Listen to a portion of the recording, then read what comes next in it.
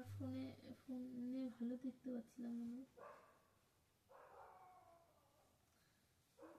এইটুকু লিখে নি।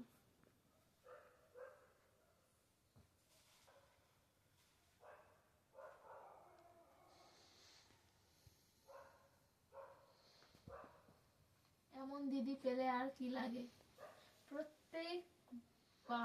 প্রত্যেকটা পরীক্ষার সময়, আগে তো যখন ছোট প্রাইমারি স্কুলে ছিল একটা ঝাঁটা বেঁধে নিয়ে যেত, তো ওইটা তো আমি করতাম না, ওইটা ঠাম্মাকে দিয়ে করাতো। আর তারপর যখন লেখালেখির কাজ শুরু হয়েছে, যেমন এই প্রজেক্ট লিখতে হবে, তারপর থেকে প্রত্যেকবার আমাকে দিয়ে প্রজেক্ট লেখাবি, আর কি চাই। আমি বলেছি যে যদি কখনো এরকম দেখিস আমাদের বাড়িতে রিপোর্টার আসে, তাহলে বলবি যে আমার এই সাফল্যের পেছনে আমার দিদির অবদান আছে, কারণ হচ্ছে ও আমার প্রজেক্টগুলো লিখে দিত। এখন দেখি, এখন এই শীতের মধ্যে আমি বসে বসে রাত কটা বাজে প্রজেক্ট লিখছি ওর, এই যে, আর কি বলবো। আর ও হচ্ছে এই যে পড়ছে, আর